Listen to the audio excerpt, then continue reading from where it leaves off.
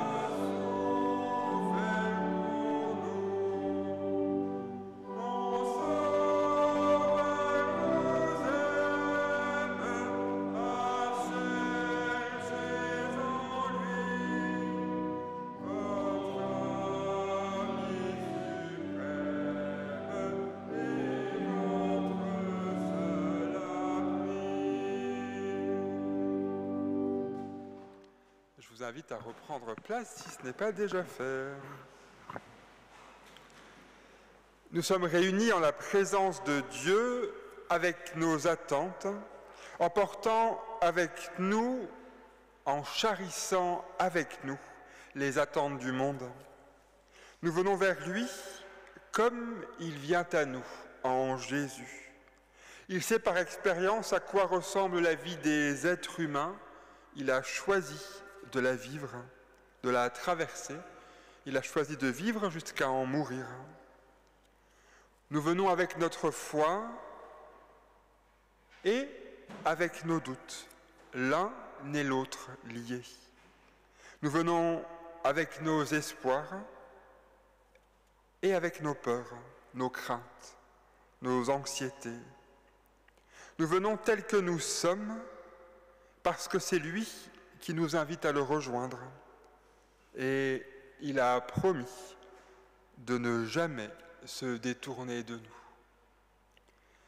Bienvenue à chacune et chacun pour ce temps de culte, que vous soyez présents ici ce matin ou que vous regardez ce culte plus tard par la vidéo.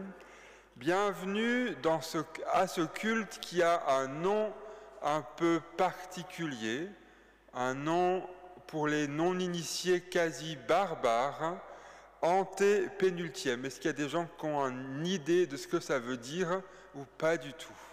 C'est un mot qu'on n'utilise guère plus. Hein.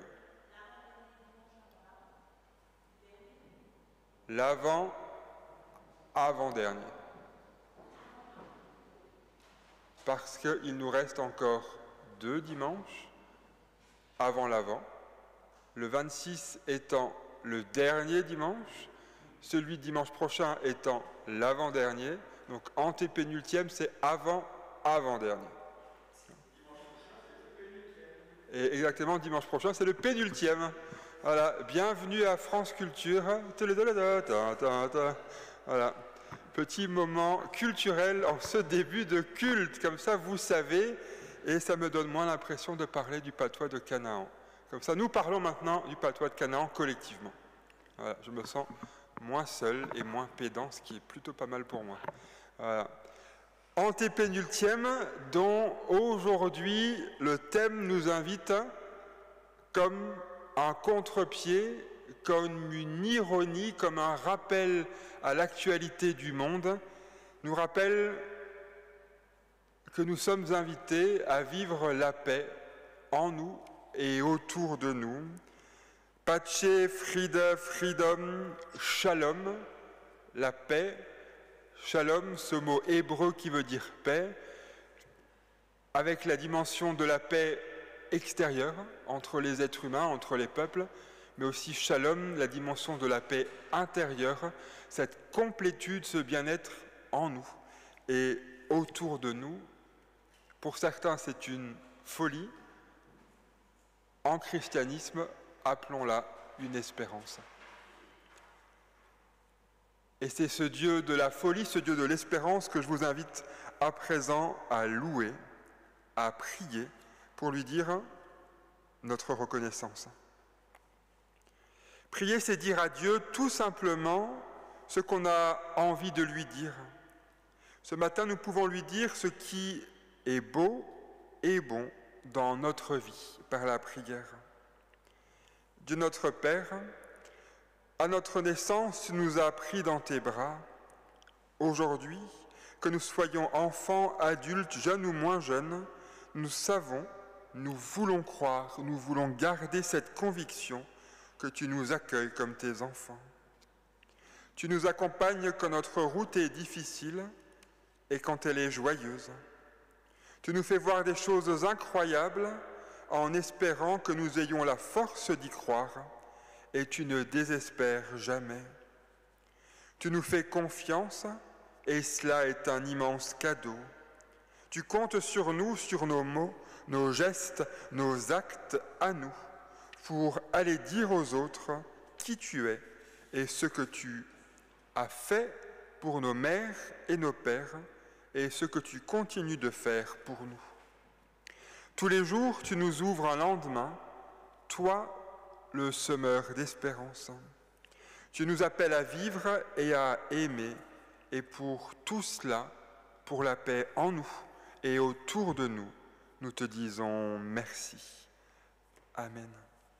Et je vous invite à poursuivre cette louange par le chant au 42, 29, ô Dieu qui fit jaillir de l'ombre, dont nous chantons 49, 22, j'ai dit 42, 29, c'est ça? Voilà. 49, 22, dont nous chantons les 4 strophes, ô Dieu qui fit jaillir de l'ombre. Et si vous pouvez, vous nous inviter à chanter debout.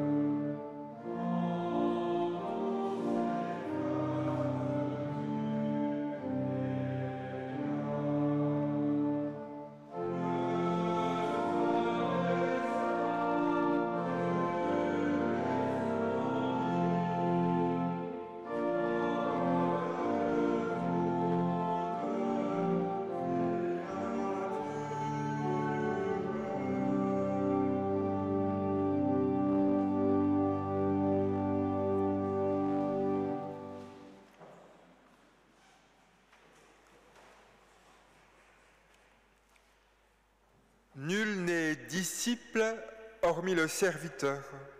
Nul n'est lumière sans l'amour indicible qui, dans le frère, la sœur, découvre le Seigneur. Nul ne console à moins d'avoir souffert.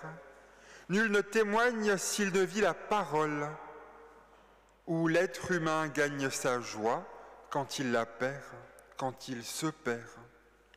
Nul n'est tendresse à moins d'être blessé. Nul ne pardonne s'il n'a vu sa propre faiblesse. Nul ne partage s'il n'a donné son tout. Nul ne peut dire la folie du message s'il ne se livre lui-même jusqu'au bout. Nul n'est semence à moins d'être semeur. Point de récolte sans le temps du silence, car tout apôtre devient le grain qui meurt. Toutes les chansons du monde dansent dans mon cœur. La joie de vivre et les printemps, la joie d'aimer, comme un torrent danse dans mon cœur. Seigneur, quand je viens te voir. Si vous saviez quel sauveur je possède, je vous invite à chanter la deuxième strophe en restant assis.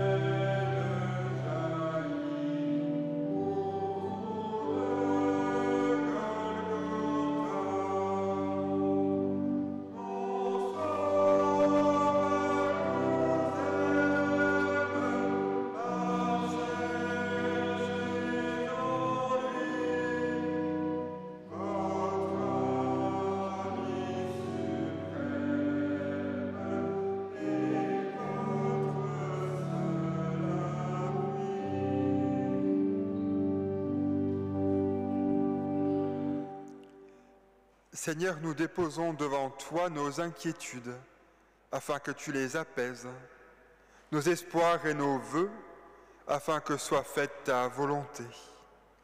Nous déposons devant toi nos péchés, afin que tu les pardonnes, nos pensées, nos actes, afin qu'elles passent par le tamis de ta parole et de ta grâce. Seigneur, voici nos vies en vérité, en réalité, en humanité. Pose sur nous ton regard bienveillant et prends pitié. Nous te le demandons. Si vous saviez quelle grande espérance, nous chantons la troisième strophe de Si vous saviez quel sauveur je possède.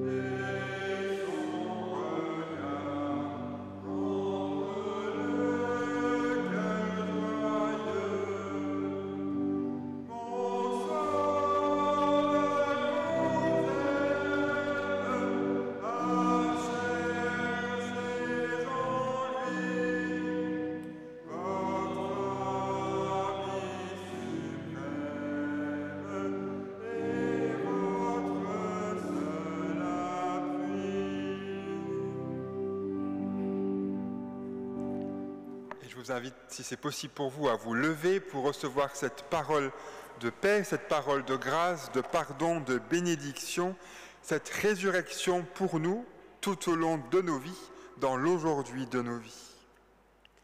Dieu nous pardonne, il est riche en miséricorde et nous déclare: votre salut est dans la conversion et le repos, votre force est dans le calme et la confiance.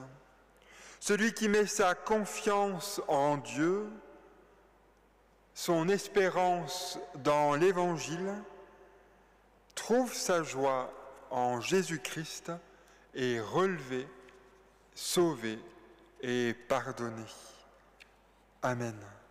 Chantons à Dieu notre reconnaissance avec la 4e strophe, « Quand vous saurez combien Jésus vous aime », et vous êtes invités à rester debout pour chanter.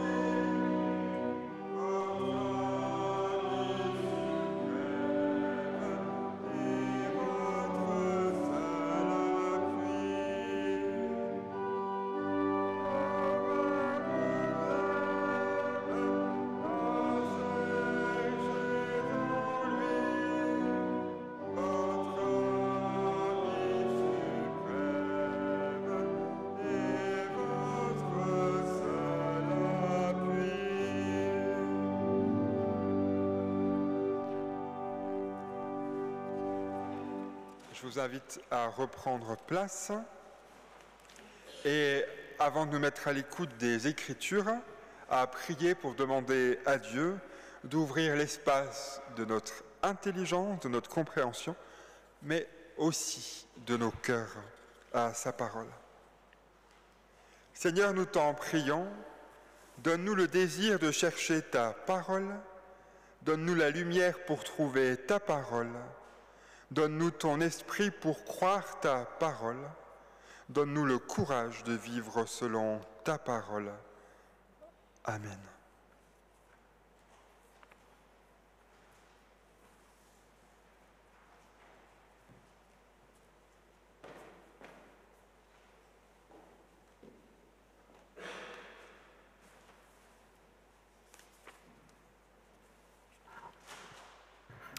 Nous lisons dans l'Épître aux Romains au chapitre 8, les versets 18 à 25.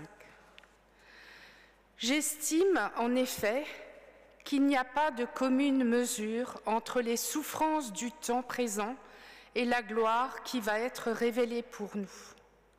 En effet, la création attend avec impatience la révélation des fils de Dieu, car la création a été soumise au pouvoir du néant, non pas de son plein gré, mais à cause de celui qui l'a livrée à ce pouvoir.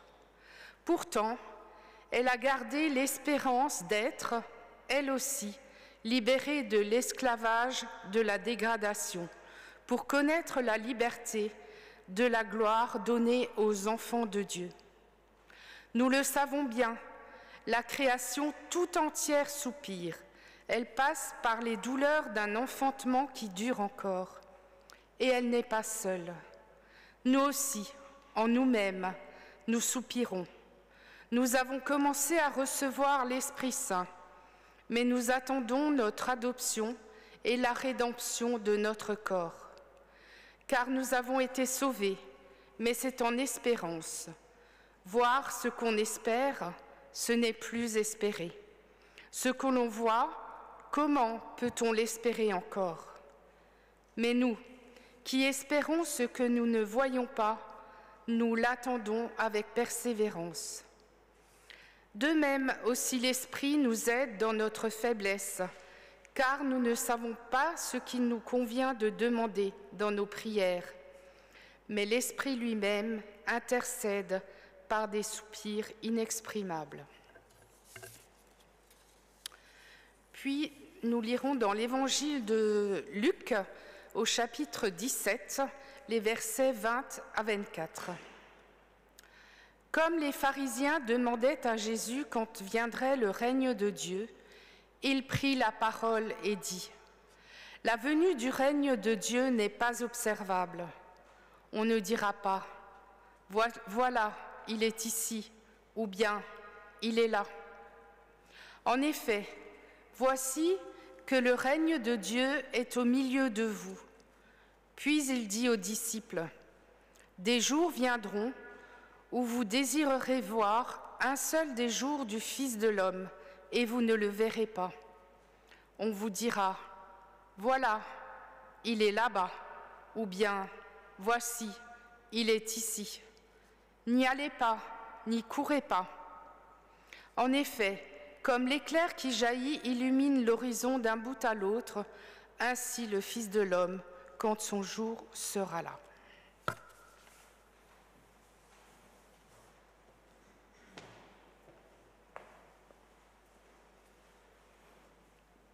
Et en réponse à l'écriture, je vous invite à chanter, veille et prie, et sois fervent, combat sans relâche, les 3 strophes qui seront affichées, et si vous le pouvez, vous êtes invités à chanter debout.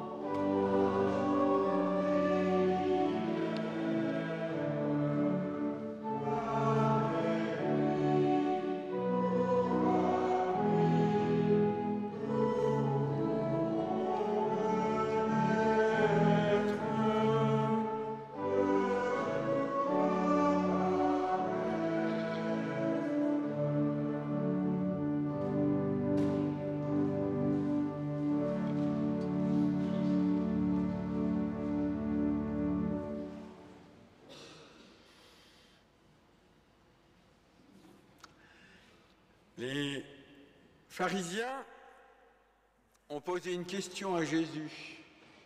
Vous vous souvenez laquelle au début de l'Évangile? Catherine n'a pas le droit de répondre. Quelle était la question qu'ils lui ont posée? Les pasteurs, vous écoutiez? Ah ouais. Ah, Joachim. Non mais on va pas y passer la nuit, hein, vas-y. Allez, j'arrête la torture, c'est pas sympa. Les pharisiens demandaient à Jésus quand viendrait le règne de Dieu. Le règne de Dieu, on pourrait traduire peut-être, les pharisiens demandaient à Jésus quand viendrait la paix dans le monde? Nous aussi, nous nous posons cette même question en écoutant l'actualité dans notre monde. Qui aurait pensé que nous aurions à devoir un jour manifester contre l'antisémitisme à nouveau?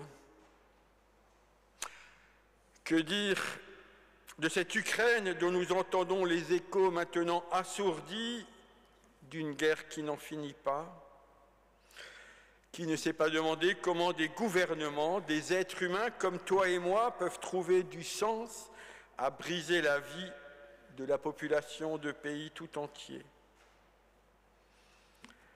L'hydre de la guerre semble n'en pas finir. Quand viendra enfin le règne qu'Ésaïe imaginait de la sorte, ce temps où la fraternité entre le loup et l'agneau, entre la panthère et le chevreau sera établie? Parlant du conflit en Israël et Palestine, cette semaine, au cours d'un repas, la question suivante est venue sur la table. Quand ce conflit a-t-il commencé? Était-ce le 7 octobre 2023? Était-ce en 1973, lors de la guerre du Kippour? Était-ce en 1947, lors de la création de l'État d'Israël? En 1919, par la déclaration Balfour? L'appel de Théodore Herzl en 1897? Était-ce lors de la destruction de Jérusalem par les Romains en 70 ou sa conquête en 636 par le calife Oumar? Ou bien peut-être le drame de ce territoire a-t-il commencé lors de l'exil à Babylone en 587 avant notre ère? Et pourquoi pas par le combat dans la vallée de Térébinthe entre David, l'ancêtre des Juifs, et Goliath, le Philistin dont le peuple est éponyme puisque c'est lui qui va donner le nom à celui de la Palestine? On pourrait remonter encore plus tôt. Peut-être que tout a-t-il commencé au moment de la chute de Jéricho, lorsque le peuple juif sortit de l'Exode et conquit la terre de Canaan? À moins que peut-être ce dont nous parlons serait le combat éternel entre les frères Caïn et Abel, incapables pour l'éternité, pour toujours, de jamais cohabiter l'un avec l'autre. Au cours de ce même repas, une personne a pris la parole et a raconté l'histoire suivante. Un jour, des extraterrestres sont arrivés sur Terre dans le but de conquérir le monde. Ils ont atterri à New York, devant le siège de l'ONU, et ils ont demandé une audience à son secrétaire général. Celui-ci, à leur sortie, à leur rencontre, ils lui dirent « Nous sommes venus pour soumettre le monde. Agenouille-toi devant nous. » Le secrétaire général leur dit alors « Je veux bien me soumettre à vous, mais à une condition, que vous releviez un défi dont sont incapables les humains. » Les extraterrestres, sûrs de leur supériorité civilisationnelle, acceptèrent.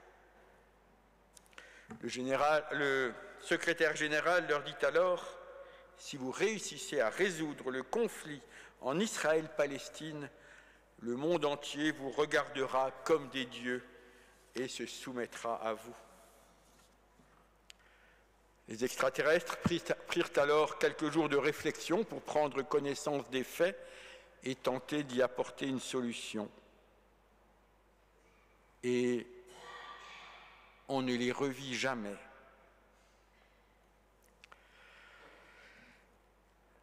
Cette histoire n'a pas pour objet de faire rire, bien sûr, d'un drame, mais pas non plus de sombrer dans le désespoir. Qu'a répondu Jésus aux pharisiens à leur défi? Il leur a répondu la venue du règne de Dieu n'est pas observable. On ne dira pas « voilà, il est ici » ou bien « il est là ». En effet, voici que le règne de Dieu est au milieu de vous.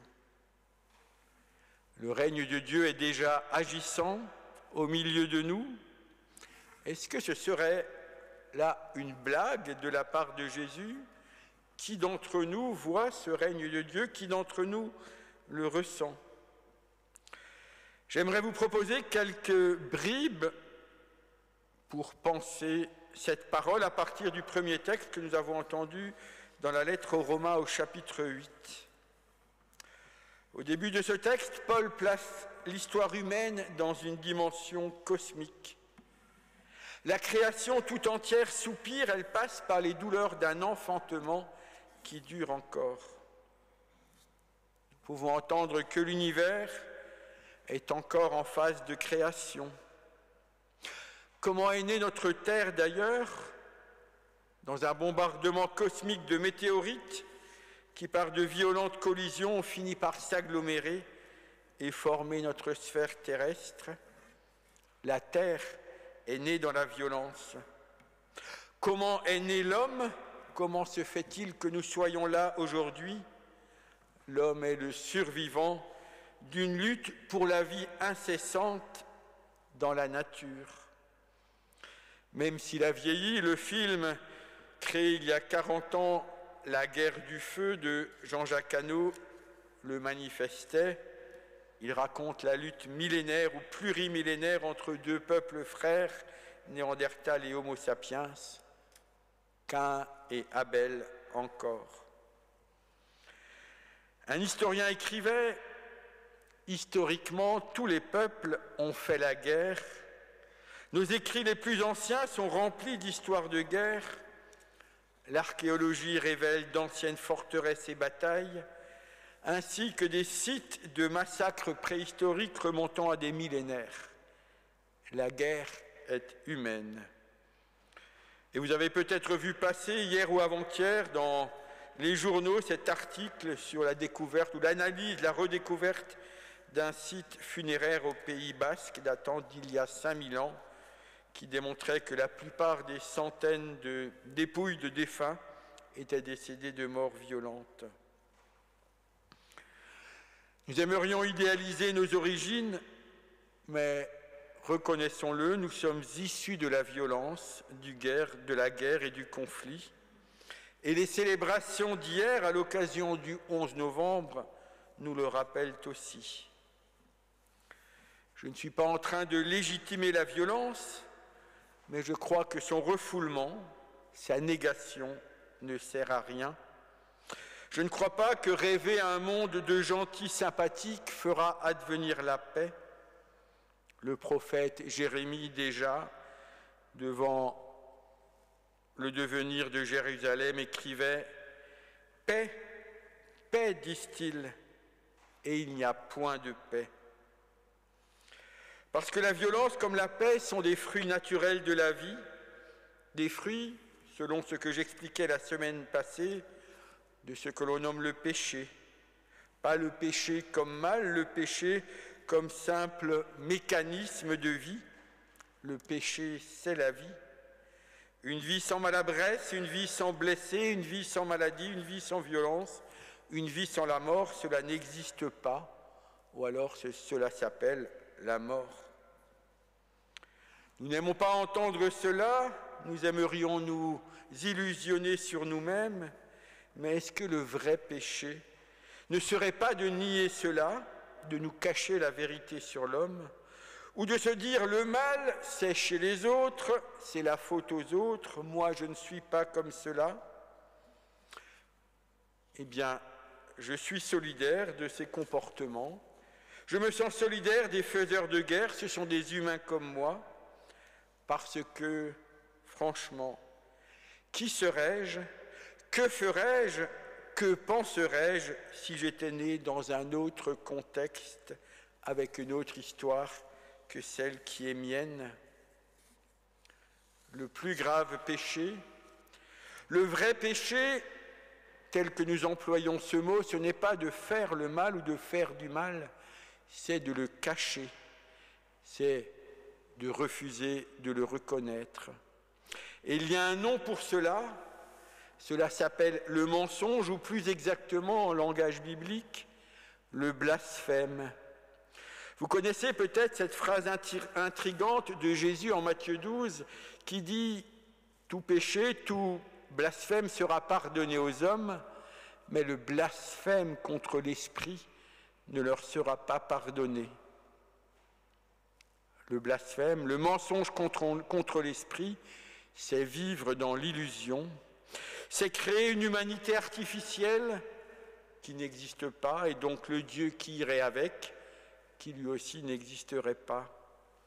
Le blasphème contre l'Esprit, c'est nier la violence en l'homme, c'est nier finalement la mort du Christ au cœur de cette violence. Nous avons chanté il y a quelques minutes « Divine paix que rejette le monde, jaillit du Golgotha ». Le blasphème contre l'Esprit, c'est la négation de la réalité de l'existence humaine, c'est la négation de l'histoire. Et qu'est-ce que l'histoire ? L'histoire est un mouvement. Comme la vie est un mouvement, comme la création est un mouvement qui se continue encore. Refuser l'histoire, refuser le mouvement, croire que les choses seraient figées, c'est cela le blasphème contre l'Esprit. Refuser l'histoire, c'est encore ajouter de la violence à la violence. Est-ce que ce ne sont pas des conceptions figées de l'histoire de territoire qui suscite la violence en Israël-Palestine? C'est choisir de dire, parmi la litanie de dates que j'ai énumérées, celle-ci, c'est la bonne. Vois, ici, c'est la preuve que ce territoire est mien, parce que j'y étais en premier. Mais la réalité de l'histoire, c'est qu'il est bien difficile de savoir qui y était le premier.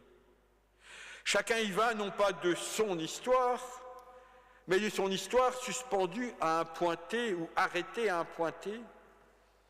Le blasphème contre l'Esprit, c'est prétendre que je serais légitime pour définir définitivement l'identité humaine, pour distinguer le bien du mal, c'est sacraliser une terre au nom d'une époque particulière. Tous les conflits, toutes les violences s'ancrent dans l'idéalisation, dans le refus de l'histoire et de l'évolution. C'est la définition même de l'idolâtrie. Croire qu'une image figée, qu'un arrêt sur image serait la réalité. L'idolâtrie, c'est un arrêt sur image. Je suis idolâtre quand je prétends me définir. Je suis pasteur, et donc ce que je vous dis est la vérité. Je suis français, et donc je ne peux pas vivre dans une autre culture. Ou je suis juif, je suis musulman, je suis protestant, et voilà ce que je suis totalement.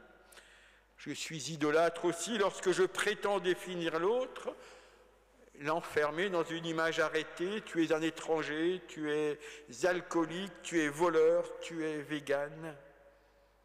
Nous partageons bien sûr quelques aspects de ces images, mais aucune image ne peut absolument nous définir.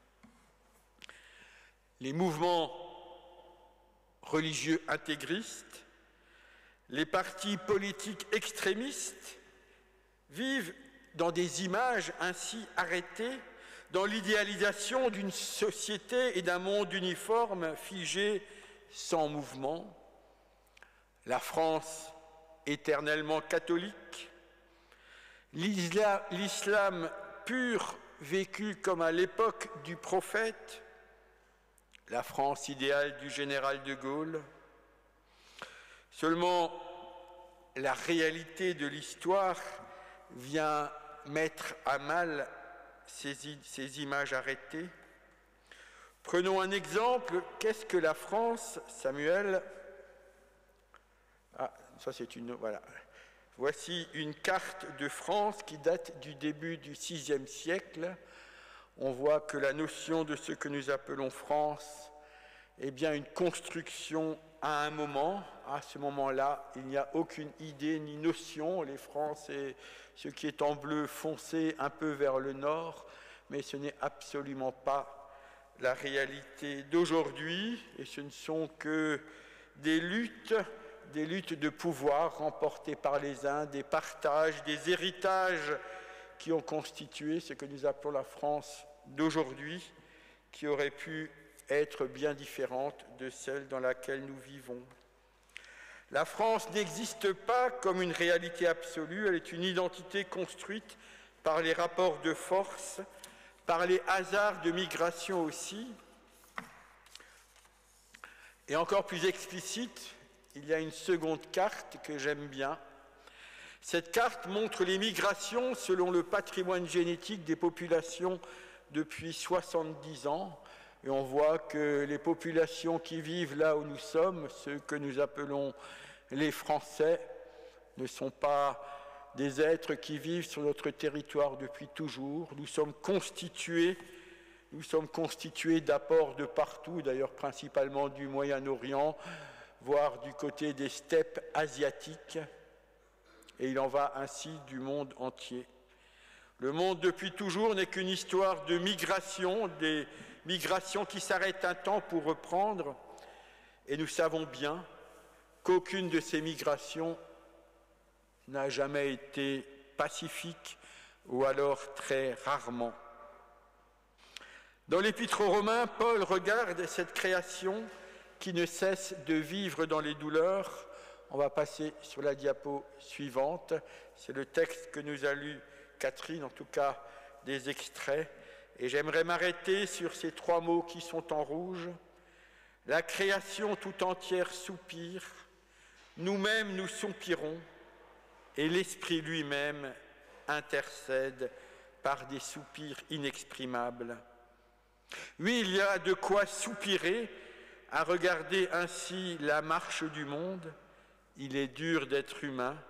Il est dur d'habiter un monde encore en gestation, un monde qui est encore dans les douleurs de l'enfantement. Notre soupir exprime notre impuissance, mais pas notre désespérance. Nous ne pouvons pas désespérer parce que nous sommes nourris d'une espérance qui n'est pas dans l'humanité. Notre espérance est en Dieu. Lui seul peut changer le cœur de l'homme. Jésus disait, l'espérance, ce n'est pas ce qu'on voit, l'espérance, c'est ce qu'on ne voit pas. Nous sommes sauvés parce que nous sommes ceux qui attendons la paix, même si nous ne la voyons pas, nous l'attendons fermement. Nous savons que la paix est une petite chose fragile, bien peu visible, mais elle est là déjà.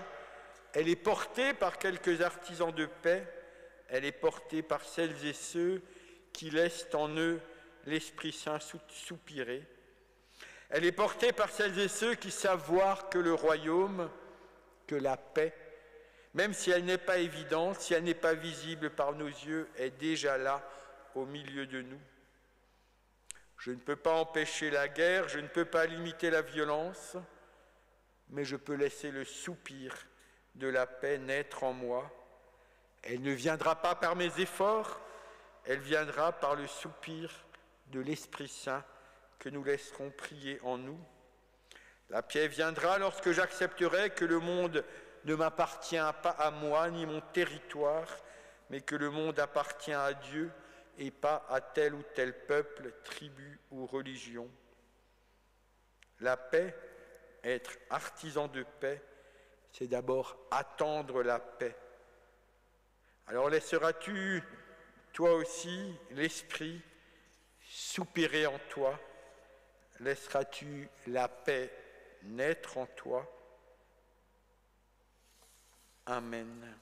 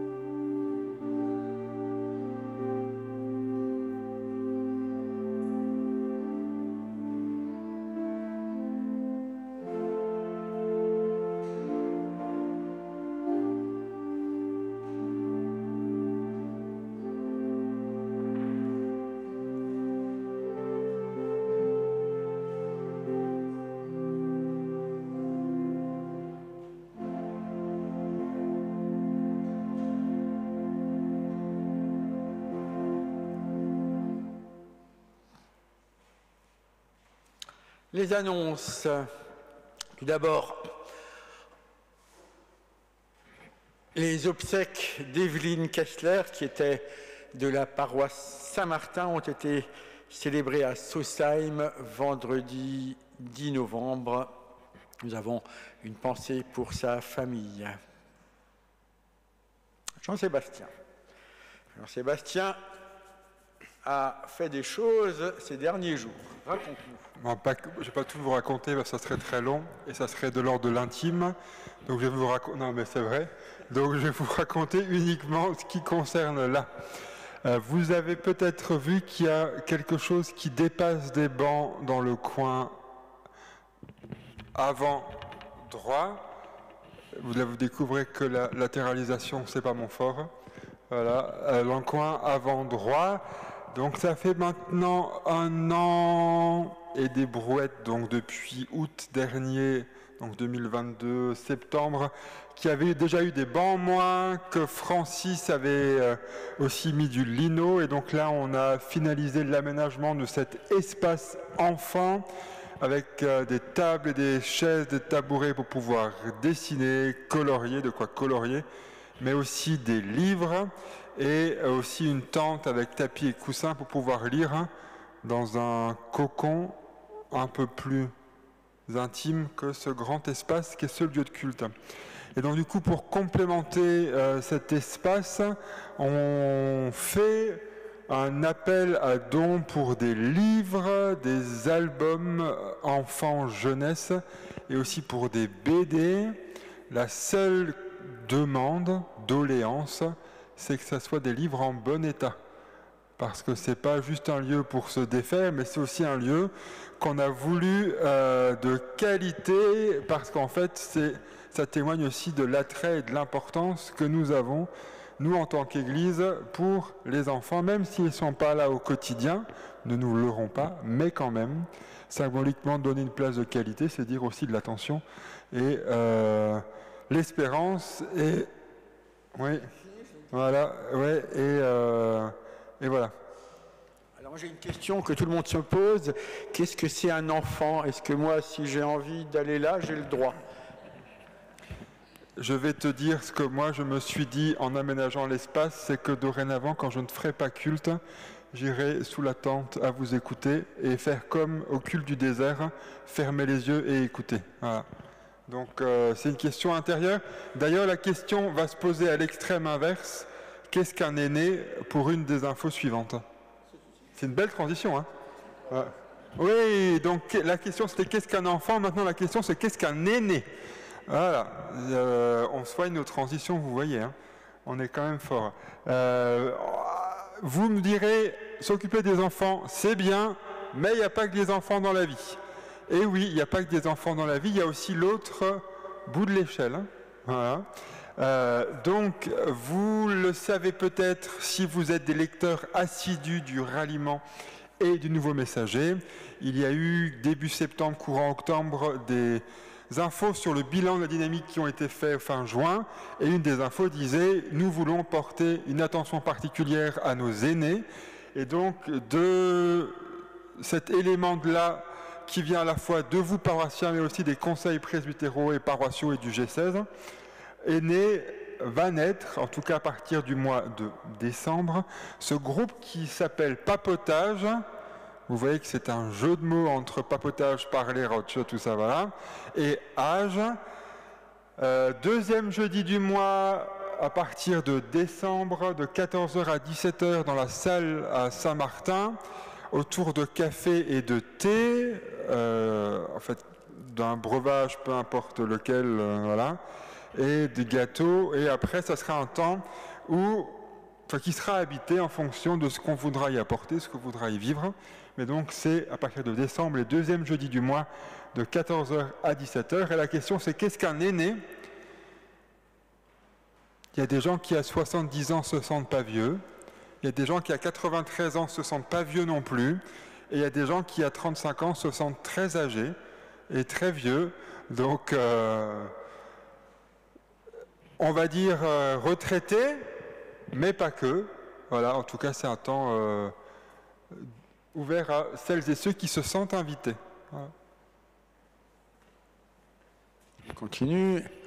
Alors, quelques informations à venir. La suivante, c'est encore Jean-Sébastien, mais demain, étude biblique à Dornac sur le livre des Actes. Qu'est-ce qu'il faut répéter? C'est quel chapitre? Acte 3, je crois. Acte 3, semble-t-il. S'il se trompe, tant pis. Voilà. Acte 2, début d'acte 3. Ok, voilà. Donc, ça, c'est demain à Dornac. Joachim, demain aussi, atelier d'expression clownesque. Je crois que c'est 19h en fait. Il y a une erreur. C'est 19h à 21h, ouais.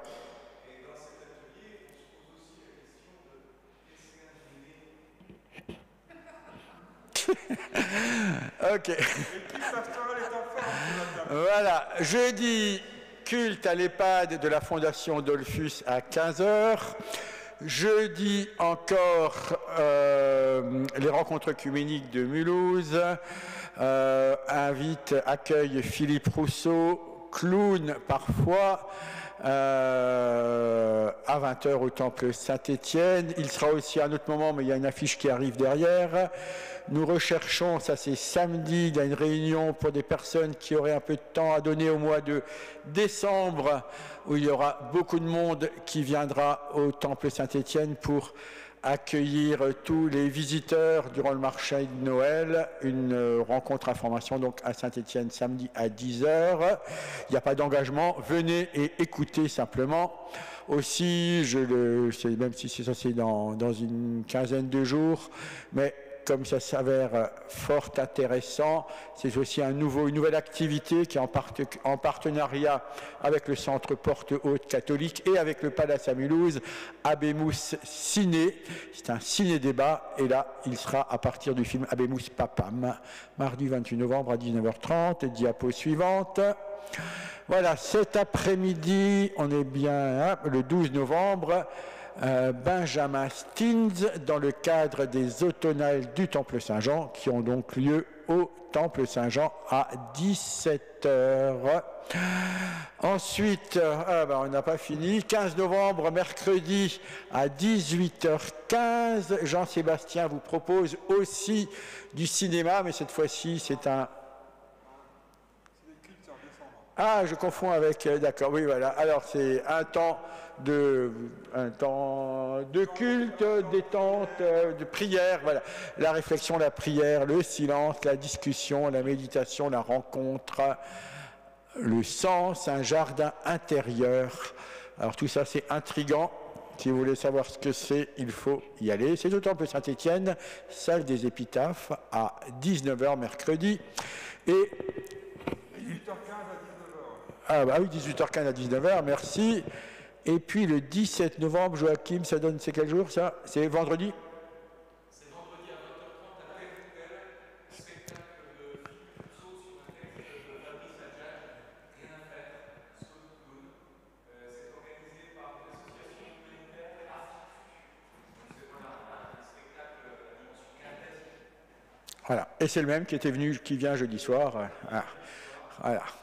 Donc vous pouvez le voir 2 fois, ou l'écouter, le découvrir par 2 fois. On continue.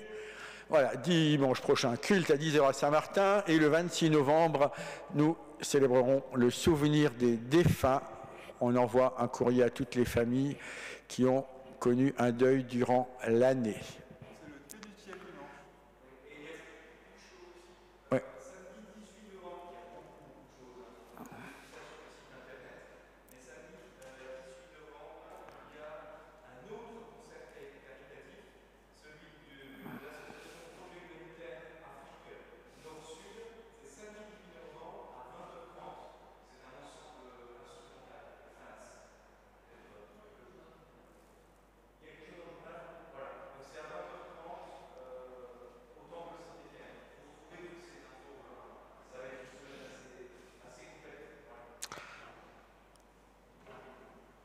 Et puis, à la sortie, il y a toujours la feuille pour commander les bougies rouges, les couronnes de l'Avent avec bougies rouges ou bougies blanches.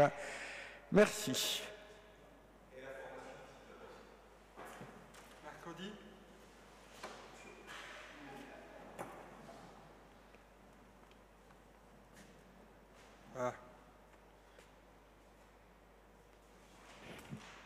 Oui, merci.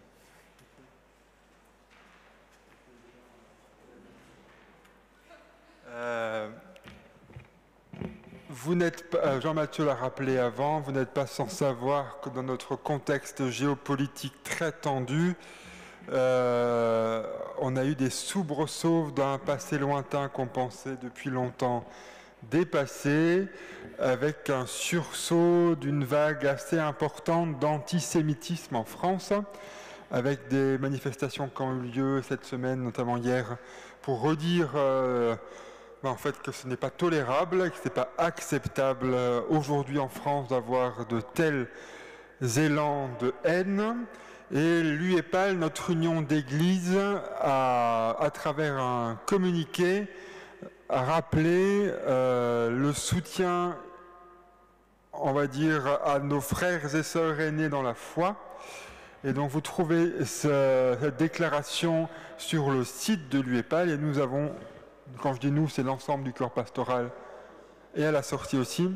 Et nous avons été invités, l'ensemble du corps pastoral et tous les prédicateurs laïcs qui font culte aujourd'hui, à en faire lecture lors de nos célébrations. C'est ce que je vous invite à présent à entendre. Donc cette déclaration de l'UEPAL contre l'antisémitisme en France, qui date en fait du 10 novembre, donc de jeudi. Si les mots manquent pour dire ce que nous ressentons sur les événements en Israël, Gaza et Palestine, il serait pour autant une erreur de se taire sur ce qui se passe en France, la montée de l'antisémitisme et de l'islamophobie. Rappelons la déclaration fraternelle du protestantisme au judaïsme dans le document intitulé « Cette mémoire qui engage » de décembre 2017.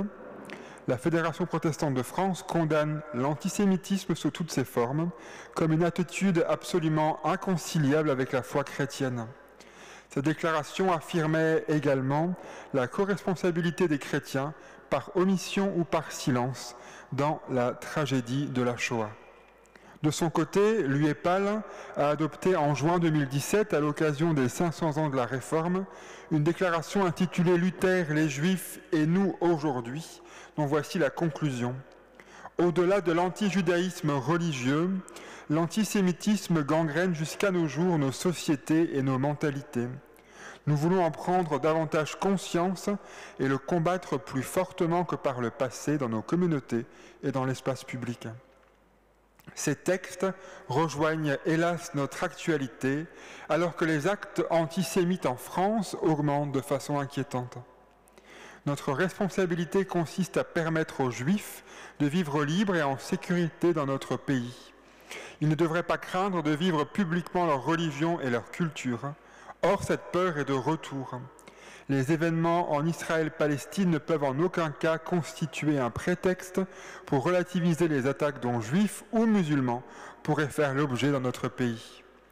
La République protège tous les citoyens et reconnaît à chacune et chacun de vivre librement et en sécurité sa religion et sa culture.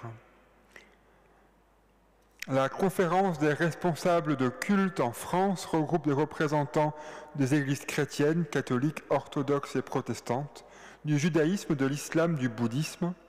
Elle appelle nos concitoyens, croyants ou non, à préserver et cultiver les relations fraternelles qui lient les uns aux autres dans le respect et l'attention mutuelle, à rejeter fermement tout antisémitisme, tout racisme, tout mépris aux discours de haine et de mort, à rechercher inlassablement la vérité et la justice en vue de la paix. Nous invitons toutes nos communautés à prier et agir sans relâche pour qu'adviennent justice et paix. Le Conseil de l'Union des Églises protestantes d'Alsace et de Lorraine, Strasbourg, 10 novembre 2023. Cette déclaration, vous la trouverez à la sortie. Vous la trouverez également sur le site internet de l'UEPAL, uepal.fr. Et dans cette déclaration en ligne, vous trouverez également des liens avec les autres déclarations citées, que ce soit celle de l'AFPF ou celle de l'UEPAL de 2017. Vous trouverez les textes qui fondent la déclaration de cette semaine. Voilà. C'est maintenant le temps de l'offrande, que notre offrande soit source et semence de vie. Amen.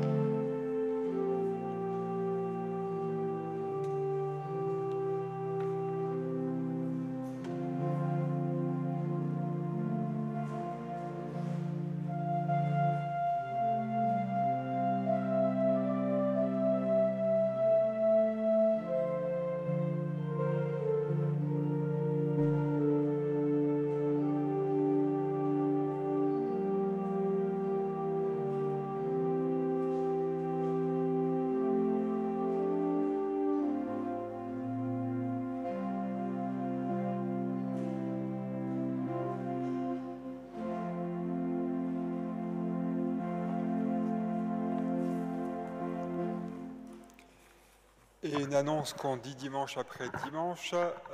Merci ce matin à Catherine pour les lectures, merci à Denis Picaudet pour l'accompagnement musical et merci à celles et ceux qui assurent et assureront encore l'accueil d'avant-culte et après-culte autour du café et de l'apéritif, ce qui veut dire que ce culte se conclut par un temps d'apéritif si vous souhaitez rester encore à l'entrée ou la sortie de l'église. Tout dépend du moment et tout dépend si on rentre ou si on sort. C'est le même endroit. Voilà. Comme quoi, dans nos vies, tout est une question de point de vue. Je vous invite à la prière. Prions ensemble les uns pour les autres et les uns avec les autres pour nous et pour le monde. Seigneur notre Dieu, nous venons à toi et nous te confions notre prière pour nos frères et sœurs et nous chrétiens, afin que nous cessions d'aller à la rencontre de tous et que nous soyons ferments de réconciliation dans la famille humaine. Pour celles et ceux qui accomplissent un ministère dans l'Église, afin qu'ils soient fidèles témoins de l'Évangile.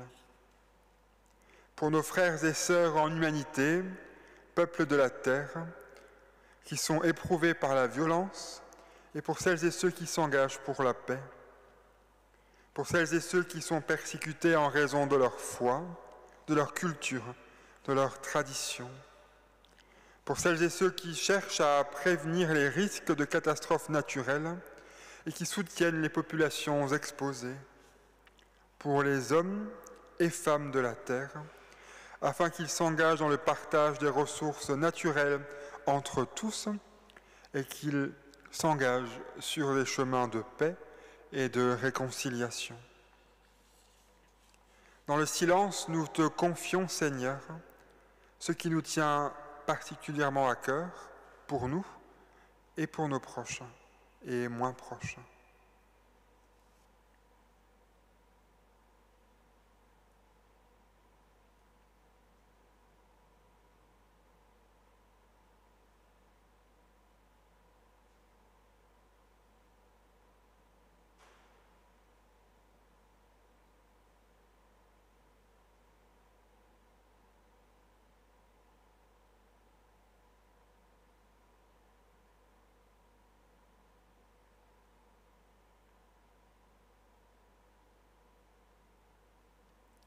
Seigneur Dieu, reçois notre prière. Tu es béni pour les siècles des siècles, toi que nous pouvons prier comme un Père. Notre Père qui es aux cieux, que ton nom soit sanctifié, que ton règne vienne, que ta volonté soit faite sur la terre comme au ciel. Donne-nous aujourd'hui notre pain de ce jour. Pardonne-nous nos offenses, comme nous pardonnons aussi à ceux qui nous ont offensés. Et ne nous laisse pas entrer en tentation, mais délivre-nous du mal. Car c'est à toi qu'appartiennent le règne, la puissance et la gloire, au siècle des siècles. Amen. Avant de reprendre notre route, en recevant la bénédiction de Dieu, je vous invite à chanter encore cette espérance en marche. Nous marchons vers l'unité, le 36-18, dont nous chantons les 3 strophes. Et pour mémoire, c'est un chant qui nous replace dans la lutte des droits civiques, notamment aux États-Unis avec Martin Luther King. Aussi un chant qui nous replace dans les temps d'espérance lors des conflits entre catholiques et protestants en Irlande du Nord. En tout cas, un chant qui nous redit notre espérance dans la communauté humaine, dans la communion humaine, et dans la paix et la fraternité. Nous marchons vers l'unité dont nous chantons les 3 strophes. Vous êtes invités à chanter debout.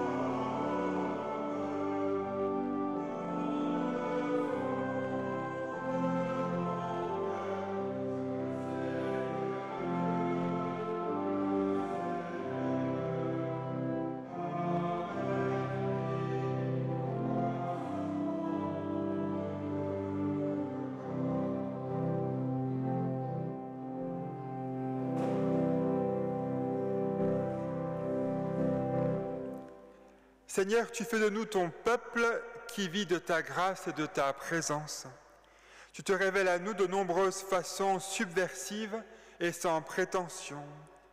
Donne-nous des yeux pour voir les miracles et les résurrections qui se produisent chaque jour en nous et autour de nous. Fais que nos oreilles entendent et que nos yeux voient la vie dans sa diversité, source de richesse. Nous t'en prions. Que la paix de Dieu soit avec vous, peu importe les chemins sur lesquels il vous envoie, qu'il vous guide à travers les épreuves, qu'il vous protège lors des tempêtes, qu'il vous ramène au port réjoui par les merveilles qu'il vous a faites découvrir, qu'il vous ramène au lieu qui vous rassure, qui vous assure la sécurité et le repos. Que le Dieu qui a levé Jésus-Christ d'entre les morts fasse lever en toi ce qui est mort. Que le Dieu qui sème à tout vent fasse lever en toi, jour après jour, la plus belle des moissons. Amen. Bon dimanche à vous toutes et à vous tous.